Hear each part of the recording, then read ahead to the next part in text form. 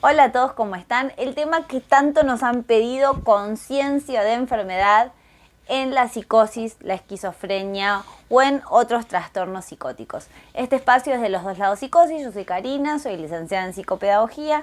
Mi esposo es Efraín, tiene diagnóstico de trastorno esquizoafectivo, que es una combinación de síntomas de esquizofrenia, que son delirios o alucinaciones, más lo que tiene que ver con un trastorno del estado de ánimo. En el caso de él es de tipo depresivo.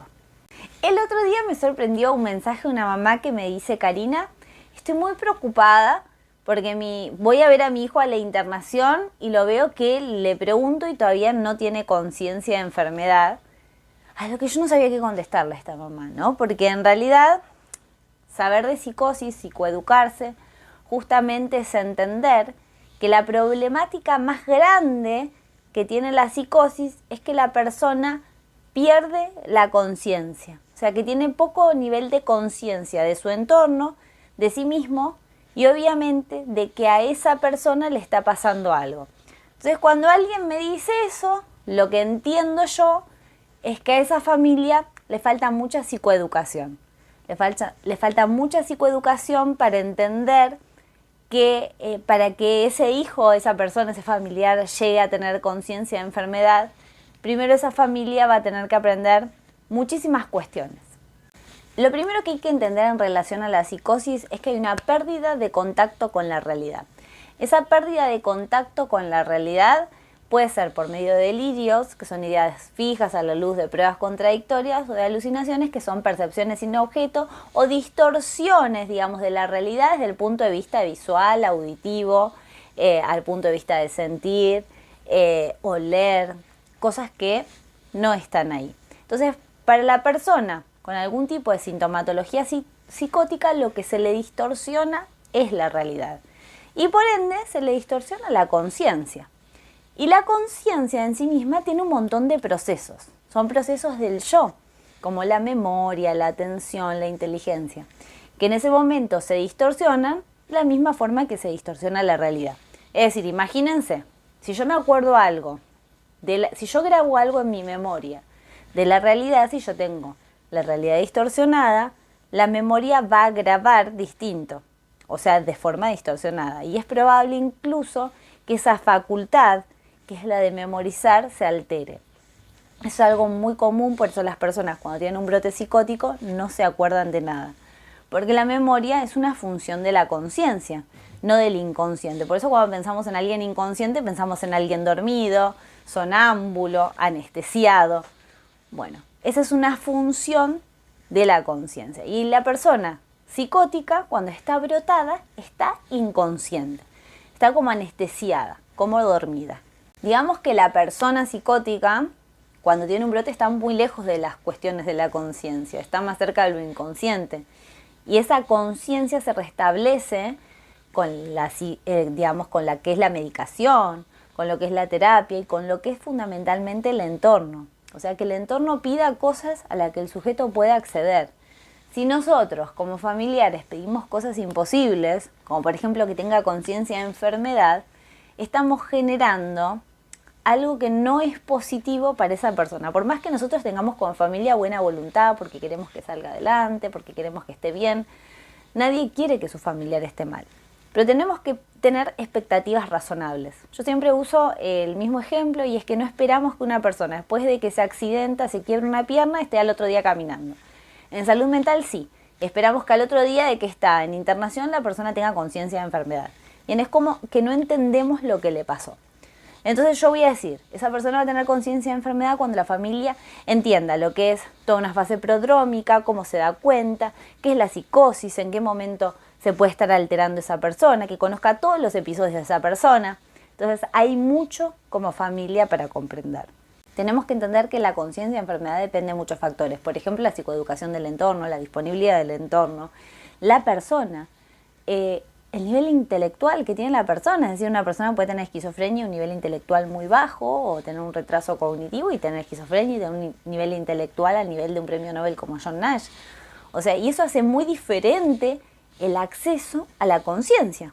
Uno va a poder acceder con una caja de herramientas y el otro con otra caja de herramientas, que depende muchas cuestiones, como dijimos, del entorno, de predisposiciones internas, de la inteligencia del sujeto, de muchas cuestiones que van a hacer que esa persona, de la información a la que acceda, de los profesionales que lo atiendan, y eso es muy importante porque los profesionales son un soporte de la familia. Y si tenemos profesionales, psiquiatras o psicólogos, que no ayudan, que no dan información, que si seguía haciendo eso, que lo tratan como muy por encima, sin conocer a la persona, no nos estaría ayudando a que mejore la conciencia de enfermedad de la persona. ¿Por qué mi esposo tiene tanta conciencia de enfermedad? En primer lugar, porque yo ya sabía mucho del tema. O sea, era un familiar que sabía qué hacer en cada momento, aunque ni el psiquiatra, ni el psicólogo, ni los profesionales me ayudaban. Y por otro lado, porque él también tenía herramientas cognitivas, tenía herramientas de información, sabía teoría, entonces podía darse cuenta que era lo que le estaba pasando. Igualmente así, voy a decir que cuando él se descompensa, pierde conciencia de enfermedad. Es decir, pierde la posibilidad de darse cuenta que está mal y empieza a pensar que son los otros. Y es razonable porque eso es la psicosis. Digamos, si a ustedes vienen y me dicen a mí, mira Karina, alguien me está persiguiendo y mira, hay un auto, ¿ves que me está siguiendo? Hay una persona y yo le digo, mira, te tengo que internar a vos porque estás mal, estás loco y te voy a medicar. Ustedes me dirían, ¿pero por qué? Si mira, ahí está el auto, ahí está la persona, yo los estoy viendo, no me trates así. Eso le pasa a una persona con psicosis. Es decir, está viendo todas las cosas, o las está sintiendo, o las está deduciendo, y el entorno, el afuera, lo trata como si estuviese mal. Entonces es como, me están tratando de loco, me están queriendo hacer ver como loco. Eso es muy normal que a una persona con psicosis le suceda. Así que se tienen que usar muchas estrategias del entorno y muchas estrategias de la familia para que la persona pueda acceder a una conciencia de enfermedad, muchas estrategias de los profesionales. Lo que nosotros como familia primero tenemos que intentar es que tomen la medicación. O sea, no nos importa si saben por qué o no tienen que tomar la medicación. Tienen que tomar la medicación. O sea porque piensan que es para que duerman mejor, para ayudarlos a descansar.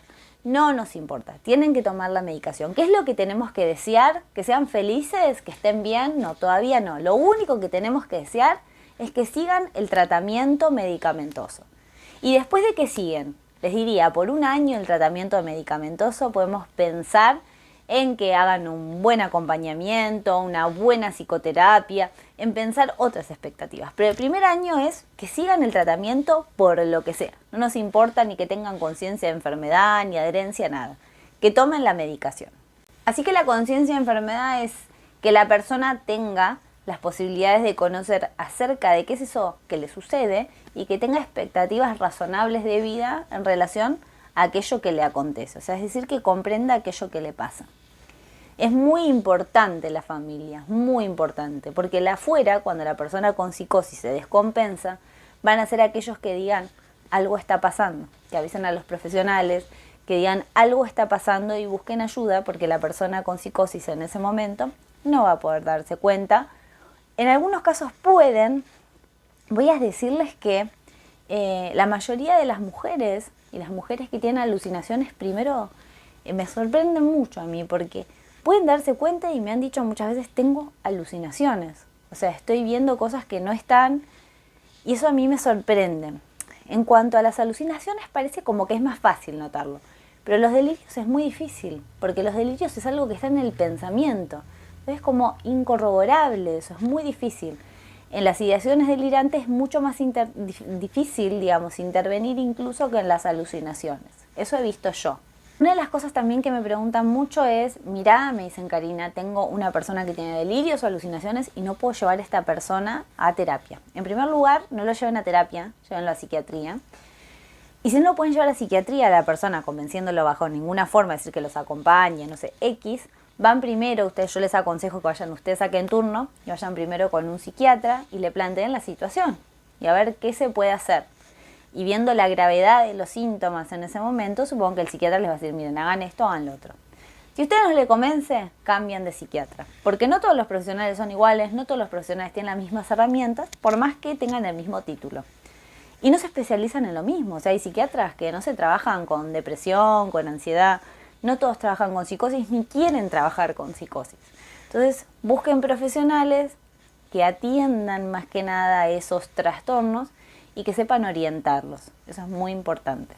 Otra cosa a la que quiero alertarlos es lo que más le va a ayudar a ustedes, digamos, si tienen algún familiar con psicosis, incluso antes del diagnóstico, lo que tienen que saber es que después de que hay un diagnóstico, ya no se van a poder anotar en una prepaga, o va a ser muy difícil, o van a tener que contratar abogados, porque después de que ya hay un diagnóstico, lo que hay es una enfermedad preexistente. Entonces es muy difícil anotarse en una prepaga. ¿Por qué? Porque a la prepaga le salen caros y la prepaga no quiere pagar. Entonces alude a enfermedad preexistente que no pusieron y es muy difícil anotarse en una prepaga. Si ustedes ven que hay algo así y no tienen sistema de salud, o sea, tienen un sistema de salud que puedan acceder, es público, no van a conseguir turnos, no van a conseguir nada, por lo menos no en Argentina. Les aconsejo que si está dentro de sus posibilidades accedan a un sistema de salud prepaga. El que sea. Hay mejores y hay peores. Y después por otro lado, ¿por qué? Porque van a tener que llamar a la ambulancia en algunas ocasiones para asistencia psiquiátrica, van a tener que hacer cosas que va a requerir de que tengan ciertas facilidades porque ya la realidad se les va a complicar teniendo un familiar así. Entonces teniendo asistencia más rápida, se les alivia una cuestión. Por ejemplo, si tienen que llamar al SAME que no va a venir nunca, ¿no?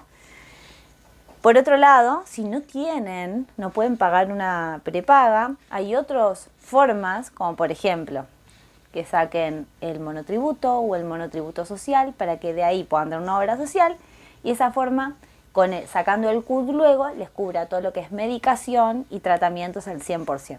Que eso se arregla presentando presupuestos de profesionales. Hay obras sociales que no funcionan bien, hay otras que funcionan mejor, entonces les recomiendo que se asesoren mucho en ese tema porque van a necesitar mucho al sistema de salud.